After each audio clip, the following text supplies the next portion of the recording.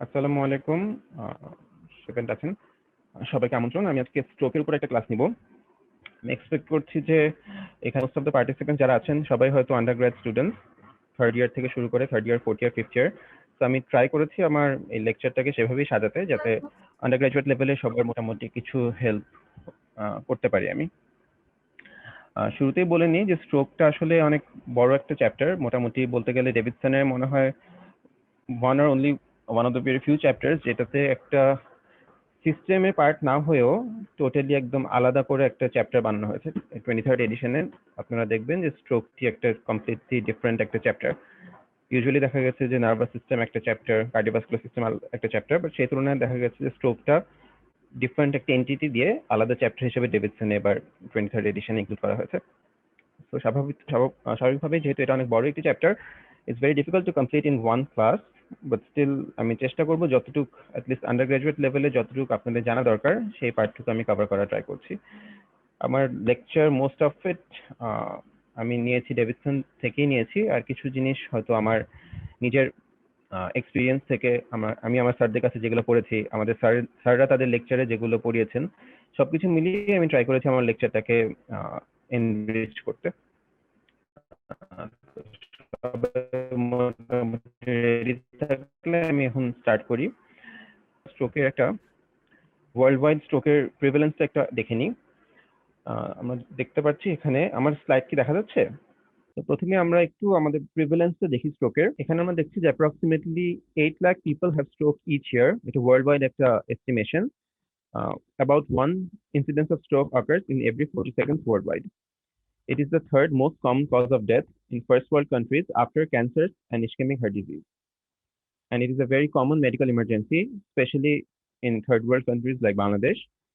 About 20% of stroke patients die within a month of the event, and at least half of those who survive are left with physical disability. এই last যে কথাটা, এখান থেকে আমরা বুঝতে পারি স্ট্রোকের ইম্পর্টেন্স। কারণ যে 20% মানুষ এক মাসের মধ্যে মারা যাচ্ছে, সেটা তো ফার্স্টের মধ্যে ট্যাকেল দিতেই হবে। বাট যে 80% মানুষ বেঁচে যায়, তার থেকে আমরা দেখতে পাচ্ছি at least half of this people are left with physical disability. আমরা ডেফিনেটলি চাবো না যে আমাদের কোনো পেশেন্ট তারা সারা জীবন ফিজিক্যাল ডিসএবিলিটি নিয়ে থাকুক।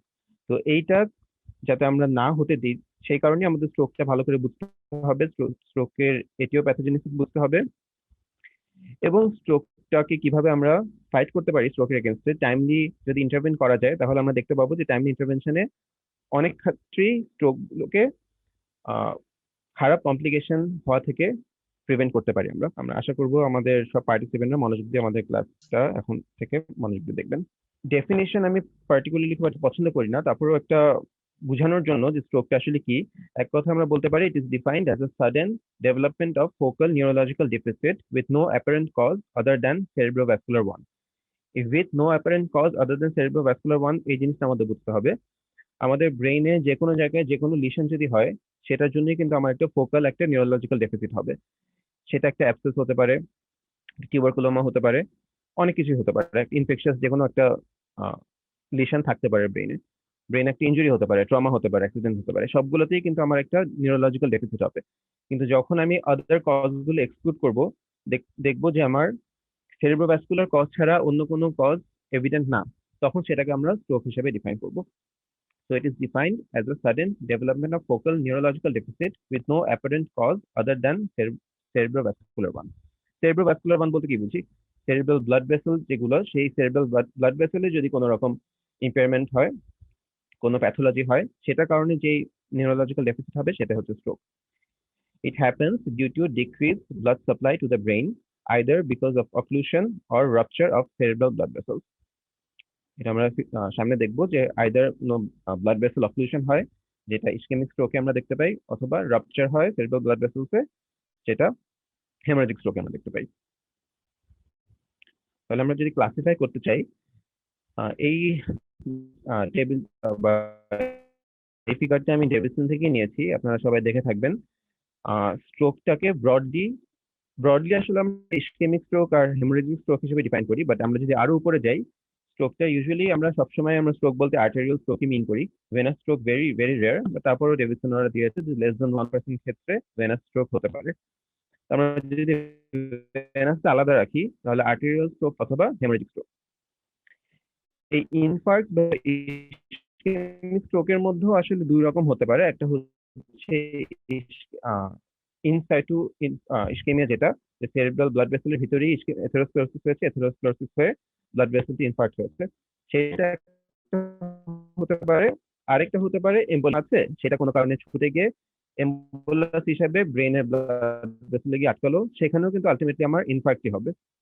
তো এই ইসকেমিক স্ট্রোকটাকেও দুই ভাগে ভাগ করা যায়। একটা হচ্ছে ইসকেমিয়া ইনফ্যাক্ট হচ্ছে শরীরের অন্য কোথাও থ্রম্বোসিস হয়েছে, সেই থ্রম্বোসিস ছুটে গিয়ে cerebral blood vessel এসে আবার আটকে গেছে। তো এই ইনফার্ক্ট কোন জায়গায় সাইট অফ লিশন, এই সাইট অফ লিশনটা অনেক ইম্পর্টেন্ট। এটা আপনাদের লেভেল হয়তো একটু কঠিন লাগতে পারে, বাট আলটিমেটলি যখন আমরা ম্যানেজ করার ট্রাই করি স্ট্রোক, তখন আমাদের এই সাইট অফ লিশনটার উপর ডিপেন্ড করে যে আমাদের ম্যানেজমেন্ট প্রোটোকলটা কিরকম হবে। তো এই জিনিসটা অত ডিটেলসে আমি যাব না, তারপর আপনারা যদি কারো যদি ইন্টারেস্ট থাকে দেখে নেবেন ভালো করে, এটা আপনাদের বইয়ে আছে। আর একদম নিচের যে পার্টটা কমন প্যাথোফিজিওলজি, সেখানে আমরা দেখতে পাচ্ছি যে এই যে একটা হচ্ছে থ্রম্বোসিস ইন সাইটু, যেটা আমি বললাম, একটা হচ্ছে এম্বোলিজম। ঠিক আছে, এম্বোলিজমটা কার্ডিয়াক হতে পারে অথবা যে কোনো major vessel, specially carotid vessel থেকে এম্বোলিজম হতে পারে, এওটিক আর্চ থেকে হতে পারে। আর হেমোরেজের ক্ষেত্রে যদি আপনি দেখেন, এটা ডিটেলসে পরে আমরা যদিও বলবো, হেমোরেজ মেইনলি দুই রকম। একটা হচ্ছে ইন্ট্রাসেরেব্রাল হেমোরেজ, যেটা সেরেব্রাল ব্রেনের যে প্যারেনকাইমা তার ভিতরে যদি কোনো হেমোরেজ হয়, আর আরেকটা হচ্ছে সাব অ্যারাকনয়েড হেমোরেজ, মানে ব্রেনের মেনিনজাসের যে তিনটা লেয়ার, দুরা অ্যারাকনয়েড আর পায়োমিটার, ওই অ্যারাকনয়েডের নিচে সাব অ্যারাকনয়েড হেমোরেজ একটা হতে পারে। এই ফিগারটা যদি আমরা বুঝি, এখানে দেখেন আপনারা ব্রেনের ব্লাড সাপ্লাই মেইনলি আসে হচ্ছে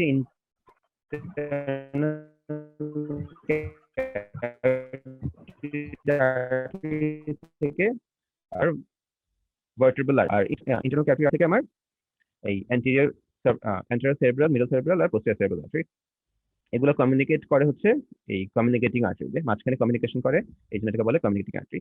তো এই ছবিটা আমি কেন দিলাম, আপনারা যদি এখানে দেখেন, এই টোটাল আমার ক্লিনিক্যাল ক্লাসিফিকেশন যদি আরেকটু ভাগ করি, তাহলে total anterior circulation stroke, partial anterior circulation stroke আর ল্যাকুনার সার্কুলেশন স্ট্রোক, এগুলো সবই হচ্ছে আমার অ্যান্টেরিয়র সার্কুলেশন স্ট্রোক। মানে হচ্ছে এটা হচ্ছে আমি যদি দেখি ইন্টারনাল সেরেব্রাল আর্টারি যে ব্রাঞ্চগুলো, anterior cerebral artery, middle cerebral artery, এইখানে যদি কোনো লিশন হয়, সেটা হবে হচ্ছে আমার অ্যান্টেরিয়র সার্কুলেশন স্ট্রোক বা ক্যারোটিড সার্কুলেশন স্ট্রোক, এটা 65% ক্ষেত্রে হয়। আর পোস্টেরিয়র সার্কুলেশন স্ট্রোক যেটা, সেটা হয় হচ্ছে আমার এই বেসিলার আর্টারি বা ভার্টেব্রাল আর্টারি কোনো ব্রাঞ্চে গিয়ে যদি আমার ইসকেমিয়া হয় বা হেমোরেজ হয়। এটার ইম্পর্টেন্সটা হচ্ছে ইউজুয়ালি যখন অ্যান্টেরিয়র সেরেব্রাল আর্টারি অথবা মিডল সেরেব্রাল আর্টারি স্ট্রোক হয়, সেই ক্ষেত্রে আমার ব্রেনের যে কর্টেক্সটা, ফ্রন্টাল, প্যারাইটাল, এইসব লোবগুলো ইউজুয়ালি ইনভলভ হয়। ঠিক আছে, আর যখন আমরা ভার্টেব্রাল আর্টারি স্ট্রোক অথবা বেসিলার আর্টারির মাধ্যমে স্ট্রোক হবে, সেটা আইদার হতে পারে পোস্টেরিয়র সেরেব্রাল আর্টারির কারণে অক্সিপিটাল কর্টেক্সে, অথবা আমার মিড ব্রেন, ব্রেন স্টেম, সেরেবেলাম, এইসব জায়গায় ইনভলভমেন্ট হয় হচ্ছে যখন আমার ভার্টেব্রাল আর্টারি অথবা বেসিলার আর্টারি রিজনে স্ট্রোক হয়। তাহলে আমরা ইসকেমিক স্ট্রোকে যাই। As we saw in the previous slide, 85% of strokes are due to ischemic stroke. So definitely ischemic stroke টা আমাদের সবচেয়ে বেশি ইম্পর্টেন্স দেখতে হবে। এটা প্যাথোজেনেসিস কি, একটু আগে বললাম যে formation of thrombus in situ at cerebral vessels অথবা embolism from carotid artery, aortic arch or heart. এম্বোলিজমটা ক্যারোটিড আর্টারি থেকে কমনলি হয়, ক্যারোটিক আর্চ থেকে হয়, অথবা আপনারা অনেকেই হয়তো জানেন অ্যাট্রিয়াল ফিব্রিলেশনে আমরা সবসময় মনে রাখি অ্যাট্রিয়াল ফিব্রিলেশনের একটা মোস্ট কমনেস্ট কমপ্লিকেশন হচ্ছে ইসকেমিক স্ট্রোক। মানে অ্যাট্রিয়াল ফিব্রিলেশনের কারণে লেফট এট্রিয়ামে একটা থ্রম্বাস হতে পারে, থ্রম্বাসটা আলটিমেটলি ব্রেনে গিয়ে স্ট্রোক করতে পারে। তাহলে এই দুইটা জিনিস আমাদের মনে রাখতে হবে, formation of thrombus in situ অথবা এম্বোলিজম ফ্রম ক্যারোটিড আর্টারি, এট্রিক আর্চ অর হার্ট। আরেকটা রেয়ার কজ আছে, এগুলো অত হয়তো লাগবে না, হয়তো দেখছিও না, ভ্যাসকুলাইটিসের কারণে বা এন্ডোকার্ডাইটিস, ইনফেক্টিভ এন্ডোকার্ডাইটিস, আর সেরেব্রাল ভেনাস ভেনাস একটা কমপ্লিকেশন হিসেবে স্ট্রোক আসে, যেমন এগুলোর কারণে অনেক সময় স্ট্রোক হতে পারে। এগুলো রেয়ার কজ, ইউজুয়ালি আমরা প্রথম দিকেই মনে রাখবো, formation of thrombus, angular carotid artery, optic arch অথবা হার্ট। এই স্লাইডটাতে আমরা দেখার চেষ্টা করছি স্ট্রোকটা আসলে যখন হয় কিছু বডির হোমিওস্ট্যাটিক মেকানিজমে কিছু চেঞ্জেস আসে আমাদের ব্রেনে। তো cerebral infarction takes some hours to complete, ঠিক আছে? কিছু ঘন্টায় সে ইনিশিয়ালি যখন স্ট্রোকটা হয় কি একটা যে কোনো একটা সেরেব্রাল ব্লাড ভেসেল ইসকেমিয়া হচ্ছে, অ্যাথেরোমার কারণে ব্লাড ফ্লোটা হ্যাম্পার্ড হচ্ছে। ব্লাড ফ্লোটা যখন হ্যাম্পার হবে তখন স্বাভাবিকভাবে পারফিউশন প্রেশার কমে যাবে। তো আমরা এখানে প্রথম পার্ট অফ দ্য চার্টে দেখছি যে পারফিউশন প্রেশার আস্তে আস্তে কমছে। কিন্তু যখন আমার পারফিউশন প্রেশার কমে, সাইমালটেনিয়াসলি সেরেব্রাল ব্লাড ভলিউমটা বাড়ানোর জন্য ওই ব্লাড ভ্যাসোডাইলেট করে, যার কারণে যদিও আমার ইসকেমিয়ার কারণে পারফিউশন প্রেশার কমছে, ভ্যাসোডাইলেশনের কারণে আলটিমেটলি আমার ব্লাড ফ্লোটা সেমই থাকছে। ইনিশিয়াল ফেজে আমার ব্লাড ফ্লোটা কিন্তু কম্প্রোমাইজ হয় না। এটা আমাদের বডির হোমিওস্ট্যাটিক মেকানিজমের কারণে হয়, যেহেতু আমার পারফিউশন প্রেশার কমছে, ভ্যাসোডাইলেট করে আমার ব্লাড ফ্লোটা আগের মতোই রাখছে। কিন্তু as time progresses and perfusion pressure decreases with time, তখন আর করতে পারে না, কারণ একটা থ্রেশহোল্ড রিচ করে গেলে আর যখন ভ্যাসোডাইলেট করতে পারে না, তখন আমার আস্তে আস্তে ব্লাড ফ্লোটা কমা শুরু করে। ব্লাড ফ্লোটা কমা যখন করে, তখন আবার আমার আরেকটা মেকানিজমের মাধ্যমে সেরেব্রাল অক্সিজেন এক্সট্রাকশন, মানে আমার ব্রেনে ওই কম্প্রোমাইজ ব্লাড ফ্লোর মধ্যেই সেলগুলো এক্সট্রাক্ট করতেছে, যার কারণে এই লাল দাগ আসার আগ পর্যন্ত আমি দেখতে পাচ্ছি যে আমার সেরেব্রাল অক্সিজেন মেটাবলিজম কোন রকম কম্প্রোমাইজ হয়নি। মানে আমি এই স্টেজে আসার আগ পর্যন্ত আমার যাবে না, কারণ আমার সেরেব্রাল অক্সিজেন তখন পর্যন্ত মেটাবলিজম হচ্ছে। যখন আমার সেরেব্রাল অক্সিজেন এক্সট্রাকশনও আর পারবে না, ব্লাড ফ্লো এতটাই কমে যাবে যে সেই ব্লাড ফ্লো দিয়ে পর্যাপ্ত পরিমাণ সেরেব্রাল অক্সিজেন এক্সট্রাক্ট আমি করতে পারছি না, তখন কি আমার আলটিমেটলি সেরেব্রাল অক্সিজেন মেটাবলিজম কমে যাবে এবং আমার সিমটমস আসবে। এবং সিমটমস আসারও কিছু অনেক পরে গিয়ে ইনফার্কশন হয়। ইনফার্কশন মানে কি? টোটাল ব্রেন ডেথ, মানে সেল ডেথ। সেল ডেথ কিন্তু আমার যখন সিমটমস আসে তখনই কিন্তু আমার সেল ডেথ হয় না, সেল ডেথ হয় আরো কিছু কিছু দূর পরে। আমরা দেখি the final outcome of occlusion of a cerebral blood vessel depends severity and duration of reduction in the blood flow. এটা কি হবে? এটা ডিপেন্ড করে যে কতটুকু ব্লাড ভেসেল ইনভলভ হলো, কত বড় এরিয়া ধরে ইনভলভ হলো, এবং সেই পরিস্থিতিতে আমার মেটাবলিক ডিমান্ড কতটুকু, severity and duration of the reduction, কত বেশি সময় ধরে এটা থাকলো। এমন যদি হয় যে অল্প কিছুক্ষণ ব্লাড ফ্লো অবস্ট্রাক্ট করে আবার কিছুক্ষণ পর আবার কোনো কারণে ছুটে গেল, তখন কিন্তু আমার এই ফাইনাল আউটকাম পর্যন্ত আমার যাবে না, হয়তো সিমটম তখন অত হবে না, সিমটম হলো সিমটম বেশিক্ষণ থাকবে না। আচ্ছা, এখানে আরেক এই যে প্রসেসটা, এই টোটাল প্রসেসটা যেখানে আমার সেরেব্রাল অক্সিজেন মেটাবলিজম কমতে থাকে, এই প্রসেসটা আরো ফাস্টার হয় যদি বডি টেম্পারেচার বেশি থাকে, মানে পেশেন্টের যদি ফিভার থাকে এবং যদি পেশেন্টের ব্লাড গ্লুকোজ লেভেল বেশি থাকে, মানে ডায়াবেটিক পেশেন্টের। তো ডায়াবেটিক পেশেন্ট যার ব্লাড গ্লুকোজ আনকন্ট্রোল, আর কোনো পেশেন্টের যদি ফিভার থাকে, বডি টেম্পারেচার রেজ থাকে, তখন এই অক্সিজেন মেটাবলিজমটা তাড়াতাড়ি কমা শুরু করে। ঠিক আছে? তো তখন আমার সিমটমটাও তাড়াতাড়ি আসে এবং ইনফেকশনটাও খুব তাড়াতাড়ি হয়ে যায়। কিছু রিস্ক ফ্যাক্টর, এই রিস্ক ফ্যাক্টর গুলো আসলে ওভারঅল শুধু ইসকেমিক স্ট্রোকের জন্য না, আমার সব রকম স্ট্রোকের জন্য রিস্ক ফ্যাক্টর গুলো অ্যাপ্লিকেবল। আর রিস্ক ফ্যাক্টর গুলো মোটামুটি সব আমরা যেমন এমআই এর জন্য বলি, অ্যানজিনার জন্য বলি, সব জায়গায় রিস্ক ফ্যাক্টর গুলো কাছাকাছি থাকে, যেহেতু এগুলো সব ভ্যাসকুলার ইভেন্ট। তো কিছু মডিফাইবল থাকে, কিছু নন মডিফাইবল থাকে। এই ফিক্স মানে হচ্ছে নন মডিফাইবল রিস্ক ফ্যাক্টর। এখানে আমার এইজ আছে, বয়স যত বাড়ে তত বেশি স্ট্রোকের susceptibility বাড়ে। Gender, males are more prone to stroke than female. Extremes of এই এমআই হতে পারে, এরকম প্রিভিয়াস যাদের কোনো ভ্যাসকুলার ইভেন্ট থাকে তাদের স্ট্রোক হওয়ার চান্সেসটা বেশি। অনেকে হেরিডিটারি কিছু প্রিডিসপোজিশন থাকে, অনেকের তাদের বেশি স্ট্রোক হয়, সিকল সেল ডিজিজ থাকলে বেশি স্ট্রোক হয়, high fibrillization level. Modified risk factor গুলো আমাদের বেশি অ্যাড্রেস করতে হবে, কারণ এগুলোকে আমরা চাইলে মডিফাই করে কমিয়ে রাখতে পারি বা কন্ট্রোল করতে পারি। এগুলোকে আমরা কন্ট্রোল করলে আমাদের স্ট্রোকের ইনসিডেন্সটাও কমে আসবে। তো হাইপারটেনশন, ডায়াবেটিস মেলাইটাস সবার প্রথমে আসে, আমরা সবাই জানি। এগুলো কন্ট্রোল করতে পারলে স্ট্রোকের চান্স কমে যায়। Smoking is a very important modifiable risk factor. Smoking যত বেশি হবে তত বেশি চান্সেস অফ স্ট্রোক। ঠিক আছে, যেটা বলছিলাম মডিফাইবল রিস্ক ফ্যাক্টর গুলো আমাদের জন্য ইম্পর্টেন্ট, কারণ এখানে আমার এগুলোকে আমরা মডিফাই করলে বা কন্ট্রোল করলে আমার স্ট্রোক হওয়ার চান্সেসটা কমে আসবে। ঠিক আছে, তো এই কারণে এই রিস্ক ফ্যাক্টর গুলোকে আমরা সবসময় অ্যাড্রেস করার ট্রাই করবো। হাইপারটেনশন, ডায়াবেটিসকে আমরা কন্ট্রোল করব। ড্রাগ, এগুলো খুব ইজিলি ড্রাগ দিয়ে কন্ট্রোল করা যায়, লাইফস্টাইল মডিফিকেশন দিয়ে কন্ট্রোল করা যায়। স্মোকিংটা we have to prevent smoking because it is a very important risk factor not only for stroke. Smoking এর কারণে আমাদের শরীরে বিভিন্ন জায়গায় বিভিন্ন রকম সমস্যা হয়, আমরা সবাই জানি। লাং ক্যান্সার থেকে শুরু করে many different causes, many different diseases occur due to smoking. Hyperlipidemia is an important risk factor. এই hyperlipidemia কারণেও আমার এমআই হতে পারে, স্ট্রোক হতে পারে। হার্ট ডিজিজ, একটু আগে যেটা বলছিলাম যে অ্যাট্রিয়াল ফিব্রিলেশন কমনলি আমার স্ট্রোক প্রিডিসপোজ করে, স্পেশালি যদি আপনার মাইট্রাল স্টেনোসিস থাকে। মাইট্রাল স্টেনোসিসের কারণে যে অ্যাট্রিয়াল ফিব্রিলেশন হয় সেখান থেকে কমনলি হয়। তাছাড়া কনজেস্টিভ কার্ডিয়াক ফেলিয়ার, ইনফেক্টিভ এন্ডোকার্ডিটিস, এগুলো কজ। আরেকটা ইম্পর্টেন্ট মডিফাইবল রিস্ক ফ্যাক্টর হচ্ছে ওসিপি আর হরমোন রিপ্লেসমেন্ট থেরাপি। আমরা সেই জন্য সবসময় ডিসকারেজ করি, যখন আমরা ফ্যামিলি প্ল্যানিং এর কাউকে অ্যাডভাইস করি, OCP is always discourage because এটার আরো অনেক সাইড এফেক্টের মধ্যে একটা ইম্পর্টেন্ট হচ্ছে স্ট্রোক করতে পারে। এছাড়াও polycythaemia, excess alcohol intake. Excess alcohol intake আমাদের দেশে অতটা হয়তো রেলেভেন্ট হয় না, কিন্তু বিদেশের বইগুলোতে অ্যালকোহল ইনটেকটাই উপরের দিকে ওরা রাখে। তো এইসব মডিফাইবল রিস্ক ফ্যাক্টর গুলোকে আমাদের মনে রাখতে হবে এবং এগুলাকে আমাদের যতটুকু সম্ভব কন্ট্রোল করতে হবে। এখন আসি হেমোরেজিক স্ট্রোকে। আচ্ছা, প্রেজেন্টেশনটা আমি বলা হয়নি। প্রেজেন্টেশন, এটা আমার যে কোনো স্ট্রোকের ক্ষেত্রেই প্রেজেন্টেশনটা মোটামুটি একই রকম, সেটা হেমোরেজিক হোক অথবা ইসকেমিক হোক। কিছু পার্থক্য আছে হেমোরেজিক স্ট্রোকে, কিছু জিনিস আমি বলছি আস্তে আস্তে।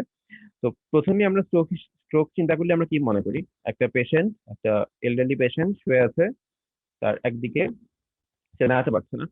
কমনলি এটা আমরা সবাই মোটামুটি জানি, নন মেডিকেল পার্সনরাও জানে যে একজনের যদি হঠাৎ করে একদিকে দুর্বল হয়ে যায় সেটা স্ট্রোক। তাহলে weakness is the first presentation of stroke. ঠিক আছে, উইকনেস এর মধ্যে এটা হেমিপ্যারাসিস হতে পারে, হেমিপ্লেজিয়া হতে পারে। তারপরে আরেকটা হচ্ছে ইম্পর্টেন্ট পার্ট হচ্ছে স্পিচ ডিস্টারবেন্স। এই স্পিচ ডিস্টারবেন্সটাও দেখা যায় যে আমাদের একটা পেশেন্টের যখন স্ট্রোক হয়, স্ট্রোক হওয়ার পরে তার কথাগুলো আটকে যাচ্ছে, বেঁধে বেঁধে যাচ্ছে, পরিষ্কার করে কথা বলতে পারে না। তো এই স্পিচ ডিস্টারবেন্সটা ইম্পর্টেন্ট। এটা হচ্ছে ডিসআর্থ্রিয়া, যেটা পরিষ্কার করে বলতে পারে না। আর অনেক সময় দেখা যায় ডিসপেশিয়া হয়, মানে সে কথাই বলতে পারছে না, যে কোনো কারণে হোক সে কথা বলতে পারছে না, হয় তার মোটর সমস্যা অথবা সেন্সরি সমস্যা। কিন্তু এই দুইটা জিনিস খুব কমনলি দেখা যায় যে এক সাইডের উইকনেস থাকে এবং স্পিচ ডিস্টারবেন্স হয়। এছাড়া অ্যাটেক্সিয়া, যার এক পাশে দুর্বল থাকবে সে তার স্বাভাবিকভাবে অ্যাটেক্সিয়া থাকবেই। সে হাঁটতে গেলে দেখা যাবে যে সে একদিকে তার হেমিপ্লেজিক গেট হয়ে আছে। ভিজুয়াল ডিস্টারবেন্স থাকতে পারে। এটা আপনার অনেক সময় দেখা যায় যে অক্সিপিটাল লোবে যদি স্ট্রোক হয় তখন তো আমার ভিজুয়াল ডিস্টারবেন্স হবে, বিকজ অক্সিপিটাল লোবই আমার ভিশনের জন্য রেসপন্সিবল। এছাড়াও অন্য কোনো জায়গায় যদি হয়, আমার যে অপটিক পাথওয়ে যেটা, সেখানে আমরা দেখবো যে অপটিক আজমা, অপটিক রেডিয়েশন, এইসব জায়গায় যে কোনো জায়গায় যদি ইনভলভ হয় তাহলে আমার ভিজুয়াল ডিস্টারবেন্স হবে। কনসিয়াসনেস লেভেল ইম্পেয়ার্ড হতে পারে। স্ট্রোকের ক্ষেত্রে আমরা আনকনসিয়াসনেস খুব একটা দেখি না, বাট ইম্পেয়ার্ড বা রিডিউস কনসিয়াসনেস আমরা দেখি। ঠিক আছে, পেশেন্ট আগের মতো কনসিয়াস থাকে না। রেয়ারলি হেমি সেন্সরি লসও থাকে। ইউজুয়ালি আমরা স্ট্রোকে মোটর লসও যদি বেশি দেখি, মাঝে মাঝে আমার সেন্সরি লসও থাকতে পারে। এছাড়া হেডেক, ভমিটিং। এই হেডেক আর ভমিটিংটা যদি ইসকেমিক স্ট্রোকেও হয়, হেডেক আর ভমিটিংটা ইসকেমিক স্ট্রোকে যদিও হয়, বাট এইটা আমার classical presentation of haemorrhagic stroke, especially subarachnoid haemorrhage. এই সাবআরাকনয়েড হেমোরেজের ক্ষেত্রে হেডেকটা থান্ডার ক্ল্যাপ হেডেক বলা হয়, অনেক এক্সট্রিম হেডেক একটা হয়, তাছাড়া তার সাথে ভমিটিংও হয়। তো এই দুটো জিনিস আমরা যে কোনো স্ট্রোকই দেখতে পারি, বাট যদি এটা প্রিডমিনেন্ট কমপ্লেইন যদি তার হেডেক হয় এবং ভমিটিং হয়, সেটা usually suggestive of haemorrhagic stroke, particularly subarachnoid haemorrhage. এছাড়াও সিজার, ভার্টাইগো, সেরেবেলার সিনড্রোম হতে পারে, ক্র্যানিয়াল নার্ভ সিনড্রোম হতে পারে। এগুলো সবই ডিপেন্ড করে আমার স্ট্রোকটা কোন জায়গায় হয়েছে। স্ট্রোকের প্রেজেন্টেশনটা কিন্তু আমার largely dependent on the area of brain that is involve. আমার স্ট্রোকটা বিশাল একটা ব্রেইনের একটা বিশাল এরিয়া জুড়েও হতে পারে, প্যারাইটাল লোব, ফ্রন্টাল লোব, সেক্ষেত্রে একরকম হবে। আবার ব্রেনের ছোট্ট একটা জায়গা হতে পারে, ঠিক আছে, যেমন আমরা ল্যাকিউনার ইনফার্ক্ট বলি, ব্রেনের ছোট্ট একটা জায়গায় হচ্ছে, অথবা মিড ব্রেনে একটা জায়গায় হলো। মিড ব্রেনে একটা জায়গায় হলে বা ব্রেন স্টেমে একটা জায়গায় হলে তখন আমরা এই ক্র্যানিয়াল নার্ভ সিনড্রোম গুলো পাবো। কারণ ক্র্যানিয়াল নার্ভের নিউক্লিয়াস গুলো আমরা সবাই জানি ব্রেন, মিড ব্রেন থেকে আসে, সরি ব্রেন স্টেম থেকে আসে। তো ব্রেন স্টেমে যদি একটা ছোট ছোট স্ট্রোক হয়, সেই ক্ষেত্রে তখন হয়তো আমরা হেমিপ্যারেসিস হেমিপ্লেজিয়া অতটা নাও পেতে পারি, স্পিচ ডিস্টারবেন্স নাও থাকতে পারে, যে তখন আমার ক্র্যানিয়াল নার্ভ সিনড্রোম গুলো থাকবে। আমার 3, 4, 6 ক্র্যানিয়াল নার্ভ ইনভলভ হতে পারে, ফেশিয়াল নার্ভ হতে পারে, বিভিন্ন রকম ক্র্যানিয়াল নার্ভ ইনভলভমেন্ট হবে যদি আমার মিড ব্রেন স্টেমে স্ট্রোক হয়। সেরেবেলার সিনড্রোম কখন হবে? যদি সেরেবেলাম স্ট্রোক হয়। আমি একদম ক্লাসের শুরুতেই বলেছিলাম এই সেরেবেলার সিনড্রোম অথবা ক্র্যানিয়াল নার্ভ সিনড্রোম এগুলো কখন বেশি হবে? যখন আমার ভার্টেব্রাল আর্টারি বা বেসিলার আর্টারি, ওই আর্টারি গুলো অথবা তাদের ব্রাঞ্চে যখন আমার কোনো স্ট্রোক হবে। আর তাছাড়া যদি আমার internal carotid artery, middle cerebral artery, anterior cerebral artery এগুলোতে স্ট্রোক হয়, তখন আমার উইকনেস, স্পিচ ডিস্টারবেন্স এগুলো বেশি কমনলি হবে। তো ব্রেনের কোন জায়গায় ইনভলভ হলে কি স্ট্রোক হবে এই জিনিসটা আমাদের ডেভিডসনে আছে ডিটেলসে, কিছু সিনড্রোম আছে, anterior cerebral stroke, posterior cerebral stroke, lacunar stroke, সেগুলো আপনারা দেখে নিতে পারেন। আজকে ক্লাসে আমি অতটা হয়তো ডিটেলসে কভার করা যাবে না বলে আমি ওইটা আর আনিনি আমার লেকচারে। তারপর আমরা আসি হেমোরেজিক স্ট্রোকে। হেমোরেজিক স্ট্রোকের এটিওপ্যাথোজেনেসিস যদি আমরা দেখি, আমার তো 15% হচ্ছে haemorrhagic stroke. Out of total 100% চিন্তা করলে 85% ইসকেমিক স্ট্রোক আর 15% হেমোরেজিক স্ট্রোক। এই হেমোরেজিক স্ট্রোকটা কখন হয়? It could be due to rupture of AVM. AVM মানে আর্টেরিওভেনাস ম্যালফরমেশন। আমাদের ব্রেনে যদি কোনো আর্টেরিওভেনাস ম্যালফরমেশন থাকে সেটা রাপচার হতে পারে, কোনো বেরি অ্যানিউরিজম রাপচার হতে পারে। বেরি অ্যানিউরিজম রাপচারে usually commonest cause of subarachnoid haemorrhage, ঠিক আছে। আহ, তারপরে আমার rupture of micro aneurysm of small vessel and arteriole, যে কোনো স্মল ভেসেল বা আর্টেরিওলে মাইক্রো অ্যানিউরিজম হতে পারে, সেটা রাপচারের ক্ষেত্রে হতে পারে। অথবা যে কোনো rupture of blood vessels due to micro angiopathic change. এই আমি যে রিস্ক ফ্যাক্টর গুলো বললাম, ডায়াবেটিস, হাইপারটেনশন, এইজ, এইগুলোর কারণে কিছু মাইক্রো এনজিওপ্যাথিক চেঞ্জ হয় সব ব্লাড ভেসেলই। সেই কারণে যদি কোনো ব্লাড ভেসেলে কোনো রাপচার হয়, সেক্ষেত্রে হেমোরেজিক স্ট্রোক হয়। থ্রোম্বোসাইটোপিনিয়ার কারণে হতে পারে, কোয়াগুলেশন ডিফেক্টের কারণে হতে পারে। কোয়াগুলেশন ডিফেক্ট বলতে আমাদের যে ক্লটিং ডিসঅর্ডার গুলা, যেমন আচ্ছা আমি তো এখানে আসলে ইন্টারেক্ট করতে পারছি না, হেমোফিলিয়া বা বিভিন্ন রকম কোয়াগুলেশন ডিসঅর্ডার আছে, সেগুলোর কারণে আমার হেমোরেজিক স্ট্রোক হতে পারে। বাট মোস্ট কমনলি প্রথম দুইটা বা প্রথম তিনটা, rupture of AVM, rupture of berry aneurysm, আর যে কোনো rupture of micro aneurysm of small vessels and arterioles. তো হেমোরেজটা যখন হয়, হেমোরেজ হলে frequently occurs into an area of brain infarction। অনেক সময় দেখা যায় যে প্রথমে ইসকেমিক স্ট্রোক হলো, ইসকেমিক স্ট্রোকের পরে কিছুদিন পরে সেটা হেমোরেজিক স্ট্রোকের ট্রান্সফরমেশন হলো, এটাকে হেমোরেজিক ট্রান্সফরমেশন বলে। ইসকেমিক স্ট্রোকের পরে সেটার উপর যখন আবার ইসকেমিক স্ট্রোকের যে ম্যানেজমেন্ট, সেখানে আমরা তো যেহেতু একটা জায়গায় ইসকেমিয়া হয়ে গেছে, মানে ব্লাড ক্লট হয়ে গেছে, ক্লটটা ভাঙার জন্য যে আমরা ওষুধগুলো দেই, সেটার কারণে অনেক সময় দেখা যায় যে সেখানে উল্টা হেমোরেজ হয়ে যেতে পারে, সেটাকে বলে হেমোরেজিক ট্রান্সফরমেশন। এছাড়া যে কোনো explosive entry of blood into the brain parenchyma causes immediate cessation of function in that area as neurons are disrupted and white matter fiber tracts are split apart। এটা মানে কি, একটা ব্রেনের একটা জায়গায় হঠাৎ করে ব্লিডিং হচ্ছে, ব্লিডিং হলে কি হবে, প্যারেনকাইমার ভিতরে যে নিউরনস গুলো আছে সেই নিউরনস এর মাঝখানে মাঝখানে ব্লিডিং যদি হয়ে যায়, তাহলে সেখানে তো স্বাভাবিকভাবে আমরা বুঝতেই পারছি সেখানে ফাংশন সিজেশন হবে, ট্র্যাক্ট গুলো আলাদা আলাদা হয়ে যাবে, তখন হোয়াইট ম্যাটারের যে ফাংশন গুলো সেগুলো ঠিক মতো করতে পারবে না, এই কারণে আমাদের সিমটম গুলো আসবে। The hemorrhage itself may expand over the first minutes or hours, or it may be associated with a rim of cerebral edema, which acts like a mass lesion to cause progression of the neurological deficit। মানে আমার যে হেমোরেজটা হলো initially, সেই হেমোরেজটাও expand করতে পারে, অথবা হেমোরেজের কারণে আশেপাশে একটা ইডিমা হয়, সেই ইডিমাটাও এক্সপ্যান্ড করতে পারে, যার কারণে ওভারঅল যে ঘটনাটা ঘটে, সেই হেমোরেজটা অথবা হেমোরেজের সাথে ইডিমাটা দুইটা মিলে একটা মাস লিশনের মতো ম্যাস ইফেক্ট ক্রিয়েট করে। মানে ব্রেনের যে সুস্থ প্যারেনকাইমা আছে সেখানে একটা ধাক্কা দেয়, সেই কারণেও নিউরোলজিক্যাল ডেফিসিটটা আস্তে আস্তে প্রোগ্রেস করে। এখন কিছু কমন টার্মিনোলজি দেখি। Transient ischaemic attack, stroke, progressing stroke or stroke in evolution আর completed stroke. Transient ischaemic stroke হচ্ছে যে স্ট্রোকটা 24 ঘন্টার মধ্যে রিজলভ করে যায়। স্ট্রোক কখন আমরা বলি, যে 24 ঘন্টা পার হয়ে গেলেই সেটাকে আমরা স্ট্রোক বলি। আর প্রোগ্রেসিং স্ট্রোক অথবা স্ট্রোক ইন ইভলিউশন হচ্ছে ইট describes a stroke in which the focal neurological deficit worsens after the patient first presence। মানে পেশেন্টটা প্রথমে আসার পরে, প্রথমে যখন পেশেন্ট আসলো তখন তার যে সাইন সিম্পটম ছিল সেটা থেকে আস্তে আস্তে যদি আরো বাড়ে সেটা হচ্ছে প্রোগ্রেসিং স্ট্রোক অথবা স্ট্রোক ইন ইভলিউশন। সাধারণত কিন্তু আমরা স্ট্রোকের সাইন সিম্পটম গুলো একদম ফার্স্ট 24 বা ফার্স্ট 48 আওয়ার্স টু 72 আওয়ার্স এর মধ্যে ম্যাক্সিমামটা দেখে ফেলি, এরপরে কিন্তু আর বাড়ে না। কিন্তু যখন কোনো কন্ডিশনে যদি বাড়তে থাকে আস্তে আস্তে, সেটাকে আমরা বলি progressing stroke or stroke in evolution. আর কমপ্লিট স্ট্রোক হচ্ছে describes stroke in which the focal deficit persist and is not progressing. Progression বন্ধ হয়ে গেলে সেটাকে কমপ্লিট স্ট্রোক বলা হয়। আচ্ছা, এখন যখন আমরা একটা পেশেন্ট এরকম প্যারাপ্যারাসিস নিয়ে বা সরি হেমিপ্যারাসিস বা হেমিপ্লেজিয়া নিয়ে আসবে, এর সাথে ইম্পেয়ার্ড কনসিয়াসনেস থাকবে, তখন আমাদের কিছু ডিফারেন্সিয়ালস আছে। আসলে একদম যখন ক্লাসিক্যাল প্রেজেন্টেশন নিয়ে আসে তখন আসলে স্ট্রোকের খুব বেশি ডিফারেন্সিয়ালস থাকে না, বোঝাই যায় স্ট্রোক, এবং ম্যাক্সিমাম ক্ষেত্রে সেটা স্ট্রোকই হয়। বাট অনেক সময় একটু ডিফারেন্ট প্রেজেন্টেশন থাকে, যেমন হতে পারে যে পেশেন্ট আনকনসিয়াস হয়ে আছে, তো পেশেন্ট একটু সিজারের মতো হচ্ছে, তখন আমার অন্য কিছু ডিফারেন্সিয়াল চিন্তা করতে হবে স্ট্রোকের পাশাপাশি। এগুলোকে বলে স্ট্রোক মিমিক। যেমন যদি কোনো সাব স্পেশালি দেখেন আপনারা এক্সেডুরাল বা সাবডুরাল হেমাটোমা, মানে ডুরা ম্যাটারের বাইরে অথবা ডুরা ম্যাটারের নিচে যদি কোনো হেমাটোমা হয় সেটাও কিন্তু ব্রেনের উপর চাপ দিবে, কিন্তু সেটা কিন্তু ব্রেনের স্ট্রাকচারে কিছু না, তো সেটাকে আমরা স্ট্রোক বলবো না, সেটাকে স্ট্রোক মিমিক। অথবা ব্রেনের ভিতরে যদি কোনো সেরেব্রাল টিউমার হয়, মেটাস্ট্যাটিক কোনো টিউমার হয়, সেগুলোতেও স্ট্রোকের মতো কিছু ফিচার আসবে। এই যে ডিমাইলিনেশন, যেটা মাল্টিপল স্ক্লেরোসিস আমরা পাই, মাল্টিপল স্ক্লেরোসিসেও ব্রেনের বিভিন্ন জায়গায় ডিমাইলিনেশনের কারণে সেই জায়গার ফোকাল নিউরোলজিক্যাল ডেফিসিট হবে, কিন্তু সেটা কিন্তু আমার কোনো ভ্যাসকুলার ইভেন্ট না। তো ভ্যাসকুলার ইভেন্ট না হওয়া মানে, আমি ফার্স্ট ডেফিনিশনে বলেছিলাম, ভ্যাসকুলার ইভেন্ট না হওয়া মানে সেটা কিন্তু স্ট্রোক বলতে পারবো না। তো সেগুলো আমার স্ট্রোকের মতোই অনেকটা প্রেজেন্টেশন হবে, বাট আমরা স্ট্রোক বলবো না, স্ট্রোক মিমিক্স সেগুলো। সেরেব্রাল অ্যাক্সেস হতে পারে। আর কিছু ফাংশনাল মিমিক্স আছে, যেমন হাইপোগ্লাইসিমিয়া। হাইপোগ্লাইসিমিয়া একটা পেশেন্টে হঠাৎ করে হাইপোগ্লাইসিমিয়া হয়ে কোমা হয়ে যেতে পারে, মানে পেশেন্ট আনকনসিয়াস হয়ে যেতে পারে। সেটা মনে হতে পারে যে পেশেন্ট কি স্ট্রোক করলো কিনা, হঠাৎ করে কেন আনকনসিয়াস হয়ে যাবে, পরে দেখা গেল সেটা একটা হাইপোগ্লাইসিমিক অ্যাটাক ছিল। অথবা মাইগ্রেনাস অরা হতে পারে, অনেক সময় মাইগ্রেনটা সিভিয়ার ফর্মে এরকম হেমিপ্যারাসিস বা হেমিপ্লেজিয়া আসতে পারে। ফোকাল সিজার যেটা বললাম, এপিলেপসিতে হতে পারে, এনকেফেলাইটিস, মিনাস ডিজিজ, এগুলো রেয়ারলি হয়।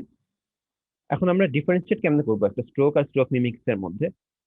ইউজুয়ালি স্ট্রোকের ক্ষেত্রে আমরা দেখতে পাই যে ঘটনাটা ঘটে যে খুব তাড়াতাড়ি হয়ে যায়, অল্প কিছুক্ষণের মধ্যে, উইদিন মিনিট এই ঘটনাটা ঘটে। কিন্তু অন্যান্য ক্ষেত্রে, স্ট্রোক মিমিক্স এর ক্ষেত্রে ইউজুয়ালি আরো স্লোয়ার অনসেট হয়। যেমন একটা সেরেব্রাল অ্যাক্সিস যদি হয়, অথবা যদি কোনো মেটাস্ট্যাটিক টিউমার হয় বা ব্রেন টিউমার হয়, সেগুলো তো আর হঠাৎ করে একদিনে বা ঘন্টার মধ্যে হয়ে যাবে না, স্লোলি গ্র্যাজুয়ালি ডেভেলপ করবে। কিন্তু স্ট্রোকের ক্ষেত্রে সাডেন ডেভেলপমেন্ট হয়। সিমটম প্রগ্রেশনটাও স্ট্রোকে র্যাপিডলি ম্যাক্সিমাম সিভিয়ারিটি রিচ করে, কিন্তু স্ট্রোক মিমিক্সে গ্র্যাজুয়াল অনসেট হয়। সিভিয়ারিটি অফ ডেফিসিট, এটা আপনার আনইকুইভোকাল, মানে স্ট্রোকের ক্ষেত্রে একরকম, কিন্তু স্ট্রোক মিমিক্সের ক্ষেত্রে এটা ভ্যারিয়েবল হয়, আনসার্টেন হয়, ডিপেন্ড করে আমার এক্স্যাক্টলি কি হলো, সেটা কি একটা ম্যালিগন্যান্সি নাকি মেটাস্ট্যাসিস নাকি কোনো অ্যাবসেস, ভ্যারিয়েবল হবে। কিন্তু স্ট্রোকের ক্ষেত্রে আমরা মোটামুটি একটা আইডিয়া করতে পারি যে এরকম হবে। Pattern of deficit, hemispheric pattern, non specific memory loss, non specific balance disturbance, এগুলো হয় আমার স্ট্রোক মিমিক্সে। আর লস অফ কনসিয়াসনেস ইউজুয়ালি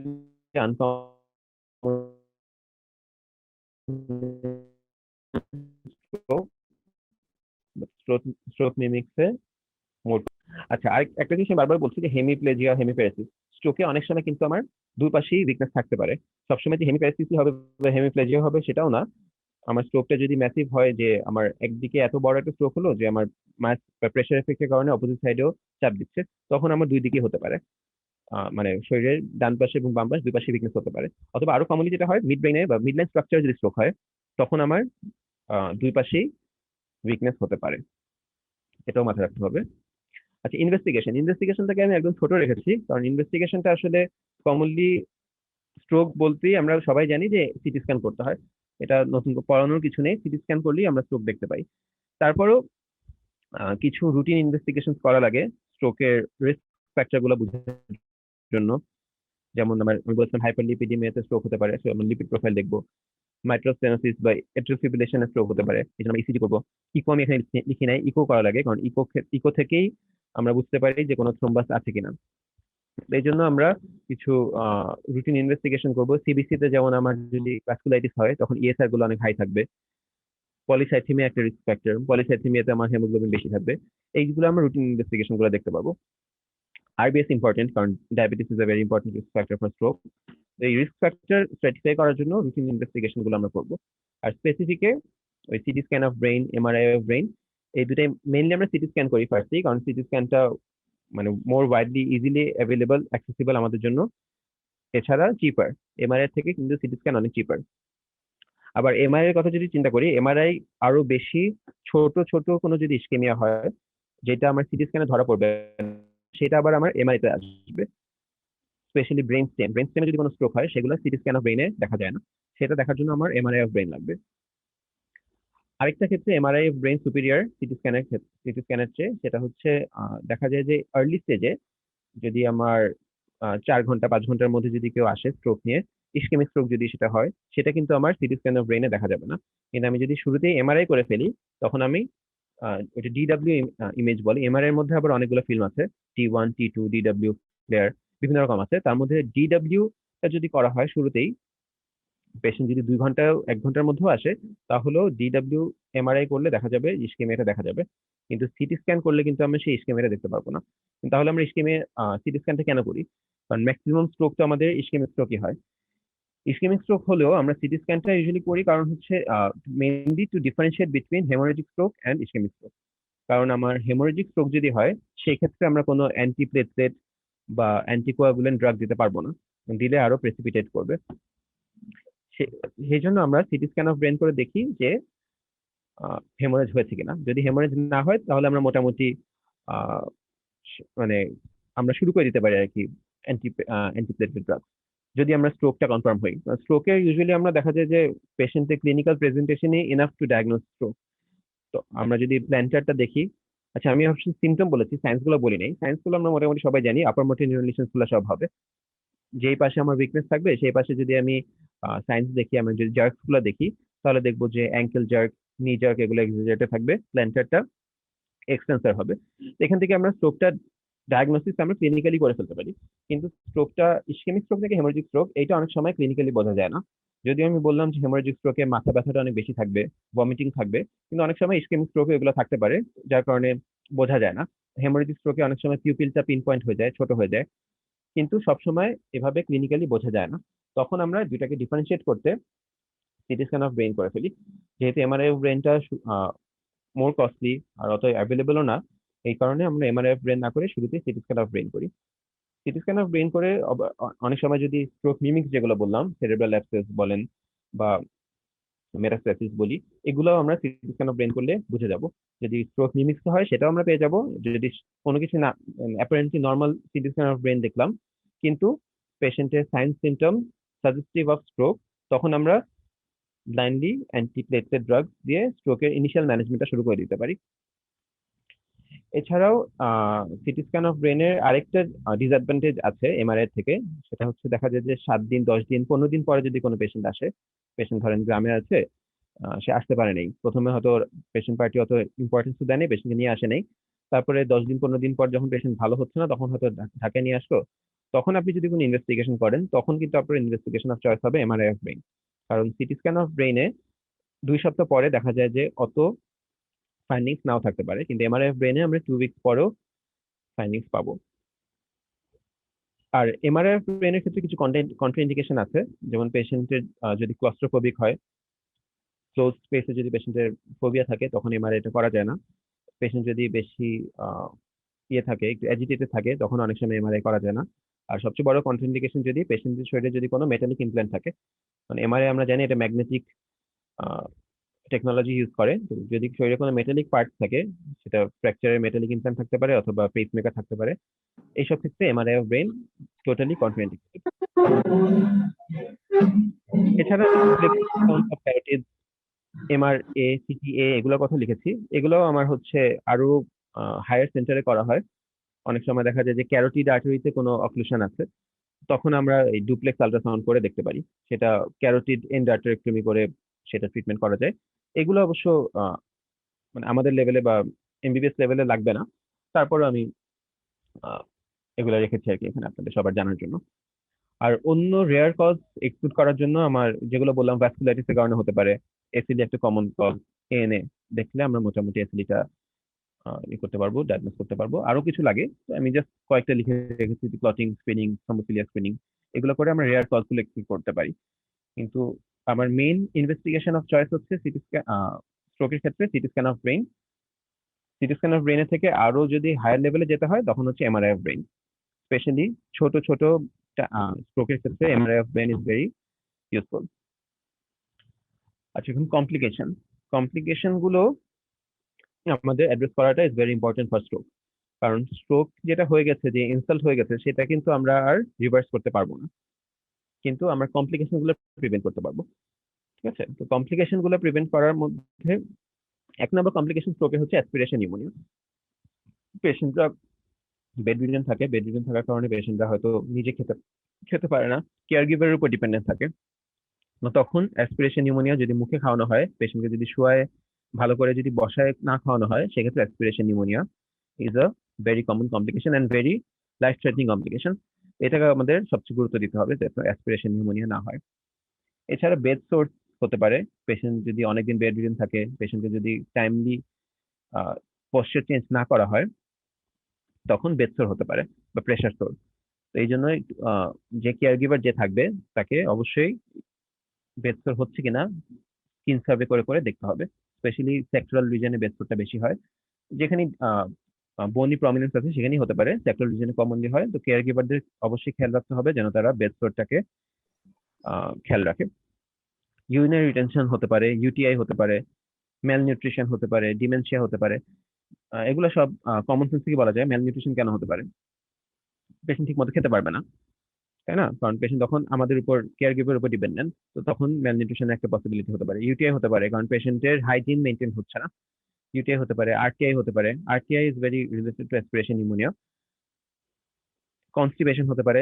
যে কোনো পেশেন্ট, সেটা স্ট্রোকের ক্ষেত্রেই শুধু না, যে কোনো পেশেন্ট যদি বেড রিডেন থাকে, আমরা হসপিটালে দেখি ম্যাক্সিমাম পেশেন্টেরই একটা কমন কমপ্লেন হচ্ছে তার বাউল পাস হচ্ছে না। কারণ পেশেন্ট গুলা শুয়ে থাকে সারাদিন, শুয়ে থাকলে কখনোই বাউল মুভমেন্ট ঠিক মতো হয় না। স্ট্রোক তার মধ্যে একটা আহ, মানে একটা কমন কজ আর কি কনস্টিপেশনের, কারণ পেশেন্ট সবসময় শুয়ে থাকছে। এছাড়া ডিভিটি হতে পারে। This is another very important complication of stroke. এটাও আমাদের খেয়াল রাখতে হবে। পেশেন্ট যদি বেড রিডেন থাকে, অনেকদিন শুয়ে থাকে, তার ব্লাড ভেসেলস গুলা মানে তার ব্লাডটা স্পেশালি পেরিফেরিতে ব্লাড সার্কুলেশন কম থাকে, ব্লাড স্ট্যাসিস হয়ে থাকে। স্ট্যাসিস হয়ে থাকলেই সেখানে থ্রম্বোসিস হওয়ার একটা চান্স থাকবে। এই কারণে DVT is a very important complication. আর রেসিডুয়াল উইকনেস, যেটা আমি বললাম, যে একটা পেশেন্টের স্ট্রোক হয়ে গেলে যে উইকনেসটা ডেভেলপ করে, সেটা দেখা যায় অনেক ক্ষেত্রেই সেই উইকনেসটা আর ভালো হতে চায় না, রেসিডুয়াল উইকনেস থেকেই যায়। আর হাত পা না নাড়ানোর কারণে পেশেন্টকে যদি সাফিসিয়েন্ট ফিজিওথেরাপি না করা হয়, তখন এই কন্ট্রাকচার ডিফর্মিটিস গুলো ডেভেলপ করে। একটা হাত অনেক দিনের পর দিন যদি পড়ে থাকে, সেটা কিন্তু একসময় অ্যাট্রফি হয়ে যাবে। আমাদের হাত পা গুলো সবসময় মুভমেন্ট থাকে বলে আমাদের হাত এরকম সুন্দর হেলদি হেলদি আছে। But যদি আমরা একটা হাত ফেলে রাখি অনেকদিন, তাহলে আমরা দেখতে পারবো অ্যাট্রফি হয়ে যাবে। অ্যাট্রফি হতে হতে একসময় কন্ট্রাকচার ডেভেলপ করে। এই কারণে ফিজিক্যাল ফিজিওথেরাপিটা is very important. Hand and মানে অল 4 লিম্বসেই প্যাসিভ মুভমেন্ট করে আমাদের কন্ট্রাকচার ডিফর্মিটি প্রিভেন্ট করা সম্ভব। আর আরেকটা ডেথ, এটা তো আছেই। ম্যানেজমেন্ট, স্ট্রোকের ম্যানেজমেন্টটা আসলে এটা একটা মাল্টিডিসিপ্লিনারি ম্যানেজমেন্ট। এটা যতটা না স্পেসিফিক ম্যানেজমেন্ট, তার থেকে অনেক বেশি হচ্ছে prevention of complication and prevention of disability. তাহলে ফার্স্টলি আমি একটা স্ট্রোক নিয়ে যখন পেশেন্ট আসবে, বা আমি যদি ক্লিনিক্যালি সাসপেক্ট করি একটা পেশেন্টের স্ট্রোক হয়েছে, প্রথমে একটা নিউরো ইমেজিং করবো, সিটি স্ক্যান করবো। সিটি স্ক্যান করে আমি আলাদা করবো এটা ইসকেমিক স্ট্রোক নাকি হেমোরেজিক স্ট্রোক। যদি ইসকেমিক স্ট্রোক হয়, তখন আমি এটা রিপারফিউশন করা যাবে কিনা সেটা দেখে, আমি একটু পরে আসছি, রিপারফিউশন থেরাপিতে যাব, অথবা আমি অ্যাসপিরিন নিব। আর যদি হেমোরেজিক স্ট্রোক হয়, হেমোরেজিক স্ট্রোকের ম্যানেজমেন্ট পুরাই আলাদা। সেক্ষেত্রে আমার হয় সার্জিক্যাল ইন্টারভেনশন লাগতে পারে, সেটা অত ডিটেলসে আমি যাচ্ছি না আজকে। এখন আমি দেখি স্ট্রোকের যে ইয়েগুলা, মানে আমাদের সাপোর্টিভ ম্যানেজমেন্ট গুলা, সেগুলো আমি একটু আলোচনা করি। আমরা এই এই চার্টটাও ডেভিডসনে আছে। আমার যে কোনো মরবিড কন্ডিশনে এয়ারওয়ে ব্রিদিং সার্কুলেশন দেখতে হয়। এটা আমরা দেখবো যে এয়ারওয়ে পেটেন্ট আছে কিনা, তার স্যাচুরেশন ভালো আছে কিনা, সার্কুলেশন ঠিকঠাক আছে কিনা, তার ব্লাড প্রেশারটা ঠিক মতন আছে কিনা, এগুলো দেখবো। ফ্লুইড রিপ্লেসমেন্ট করব, আয়োনোট্রপিক ড্রাগ লাগবে, মানে দিব যদি লাগে। তারপর একটা ইম্পর্টেন্ট জিনিস হচ্ছে হাইড্রেশন। পেশেন্টকে হাইড্রেটেড রাখতে হবে। পেশেন্ট অনেক সময় স্ট্রোকের পেশেন্ট খেতে পারবে না নিজে, তখন তাকে সাফিসিয়েন্ট ফ্লুইড প্যারেন্টারালি অথবা এনজি টিউব করে দিতে হবে। নিউট্রিশন, এটাও পেশেন্টকে, আমরা ইউজুয়ালি স্ট্রোকের পেশেন্টদের এনজি টিউবটাই প্রেফার করি, কারণ পেশেন্ট যদি খেতে না পারে, তাকে যদি অ্যাটেন্ডেন্টরা মুখে খাওয়ানোর চেষ্টা করে, এটা very much prone two aspiration pneumonia. Aspiration pneumonia যেহেতু একটা ইম্পর্টেন্ট কমপ্লিকেশন, সেটা প্রিভেন্ট করার জন্য আমরা স্ট্রোকের পেশেন্টদের সাধারণত এনজি টিউব দিয়ে ফিডিংটা প্রেফার করি। তারপরও এনজি টিউব দিয়ে ফিডিং করলেও পেশেন্টকে বসাই খাওয়ানো উচিত, কিন্তু it is much more safer than feeding orally by mouth. তো নিউট্রিশন আর হাইড্রেশনটা আমরা এনশিওর করবো এনজি টিউব দিয়ে। মেডিকেশন গুলাও ঠিক মতো দিতে হবে। ব্লাড প্রেশার ব্যাপারটা এখানে ইম্পর্টেন্ট আর একটু ইন্টারেস্টিং আছে।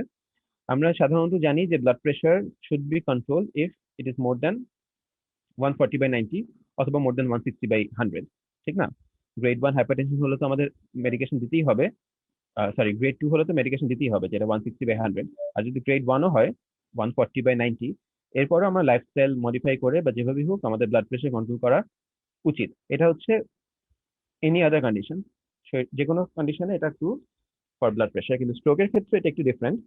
স্ট্রোকের ক্ষেত্রে বলা হয় যে যদি পেশেন্টের হার্ট ফেলিয়ার বা হার্টের কোনো ডিজিজ না থাকে, অথবা রেনাল কোনো ডিজিজ না থাকে, অথবা হাইপারটেনসিভ এনকেফালোপ্যাথি, এওরটিক ডিসেকশন, অথবা আদার কোনো মেজর কোমরবিডিটি না থাকে, একটা পেশেন্টের যদি স্ট্রোক হয়, তার blood pressure should not be reduced abruptly, specially in the first week. কারণ হচ্ছে একটা পেশেন্টের যখন স্ট্রোক হবে, বডির হোমিওস্ট্যাটিক মেকানিজমের কারণেই, ওই যে আমি শুরুতে বলছিলাম ভ্যাসোডাইলেট করে, বিভিন্ন ভাবে বডি ট্রাই করে যেখানে ব্লাড সাপ্লাইটা কম যাচ্ছে সেখানে ব্লাড সাপ্লাইটা বাড়ানো, সেরেব্রাল পারফিউশনটা বাড়ানোর চেষ্টা করে বডি। তখন যদি আমি ব্লাড প্রেশারটা কমাই দিই, তখন কিন্তু আর সেই সেরেব্রাল পারফিউশনটা বাড়াতে পারবে না। এই জন্য ইনিশিয়ালি একটা পেশেন্ট স্ট্রোক নিয়ে আসলে আমরা ব্লাড প্রেশারটা কমাবো না, unless BP is very high. ঠিক আছে, বিপি যদি আমার 220 বেশি থাকে, 220/110 বেশি থাকে, অথবা 180/110 বেশি থাকে, তখন আমার ব্লাড প্রেশার হয়তো কমানো লাগবে। সেটাও কমালে আমরা আস্তে আস্তে কমাবো। কিন্তু ব্লাড প্রেশার যদি 160, 170 এরকম থাকে, সেই ক্ষেত্রে আমরা শুরুর দিকে ব্লাড প্রেশার কমাবো না। এটা সবাই মনে রাখবো আমরা, স্ট্রোকের পেশেন্টের blood pressure should not be reduced unless it is very high, and unless patient has other comorbidities like hypertensive encephalopathy, heart failure, MI, renal failure, etc. কিন্তু এখানে আবার কথা আছে, এই ব্লাড প্রেশারটাই আমার যখন 7 দিন পরে চলে যাবে, তখন কিন্তু আমার ব্লাড প্রেশারটা আবার কমায় ফেলতে হবে। কারণ আমরা জানি hypertension itself is a risk factor for stroke.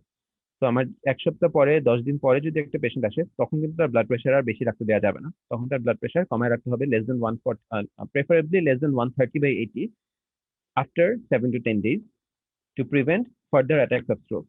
Because স্ট্রোকের কমপ্লিকেশনের মধ্যে একটা বলি নেই, স্ট্রোকের আরেকটা কমপ্লিকেশন হচ্ছে একবার একটা পেশেন্টের স্ট্রোক হয়ে গেলে তার কিন্তু ফার্দার আবার ফিউচারে আরেকটা স্ট্রোক হতে পারে।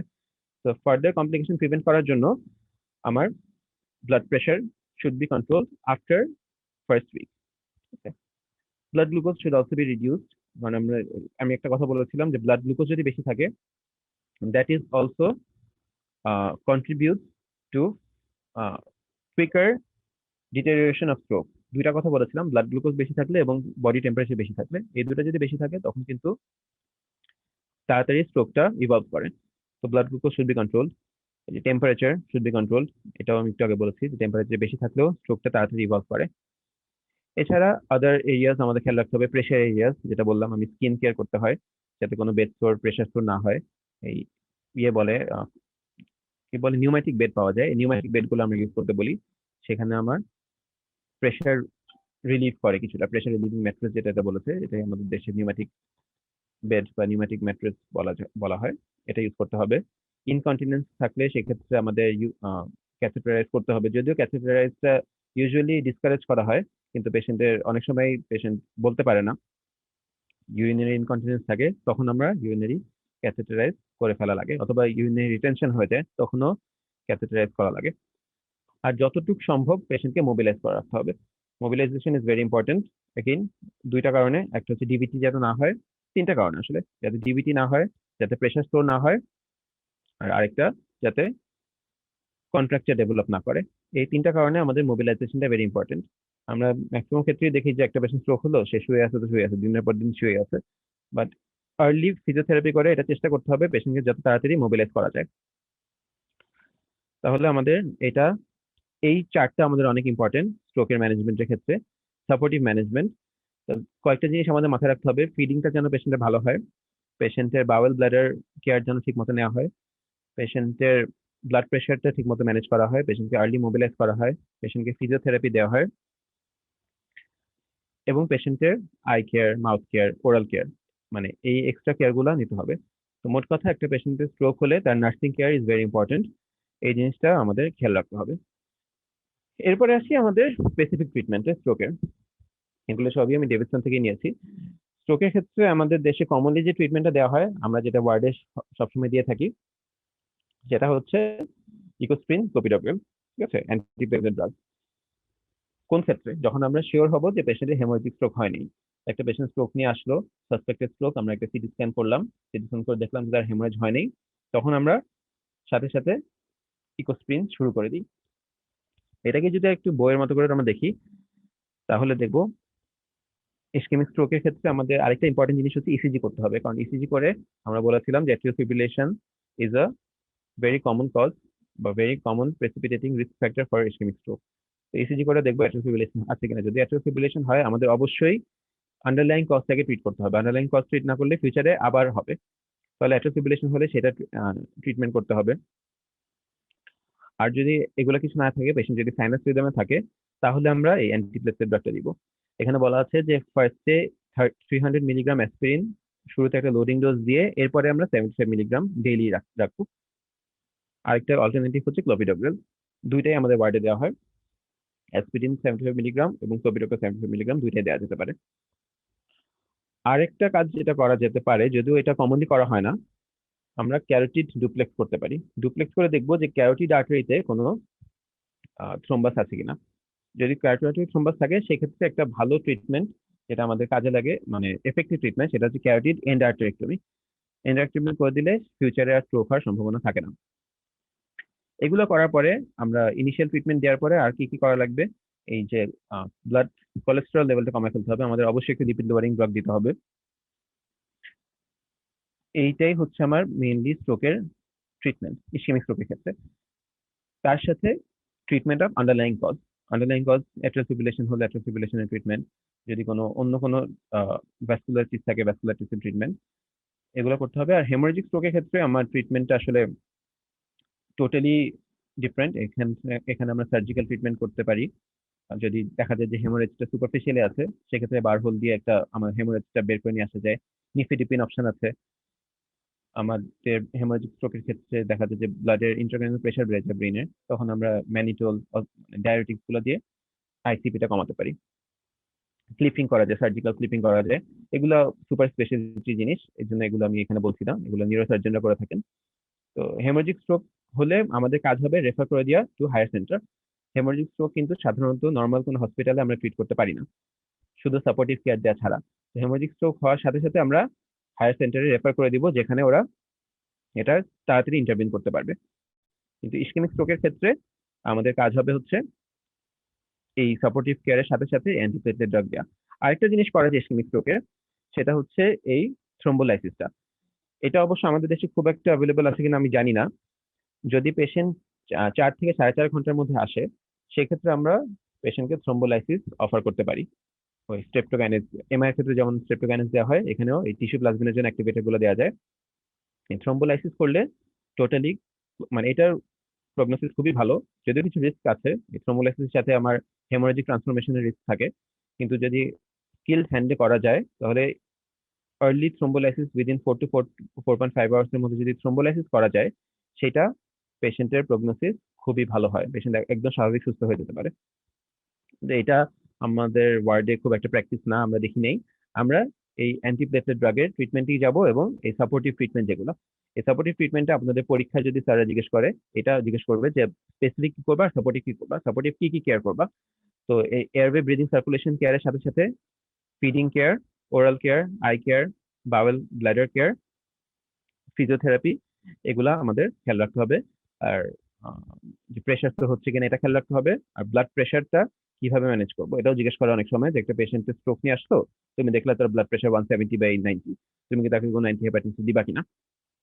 তখন অ্যান্সার হবে, না স্যার, আমি অ্যান্টি হাইপারটেনসিভ ইনিশিয়ালি দিব না, কারণ পেশেন্টের শুরুতে প্রেশারটা যে বেশি আছে সেটা তার হোমিওস্ট্যাটিক মেকানিজমের কারণেই বাড়ছে, এবং সেটা তার সেরিব্রাল পারফিউশন মেনটেন করতে হেল্প করছে। তো আমি যদি শুরুতেই ব্লাড প্রেশারের ওষুধ দিয়ে ফেলি তাহলে তার পারফিউশনটা কমে যাবে। যদি আমি ইনিশিয়ালি ওয়েট করব, ইউজুয়ালি ব্লাড প্রেশারটা কিছুদিন পরে এমনি নর্মালে চলে আসে। যদি দেখি যে 7 থেকে 10 দিন পরও তার প্রেশার বেশি আছে, তখন আমরা অ্যান্টি হাইপারটেনসিভ ড্রাগ দিব।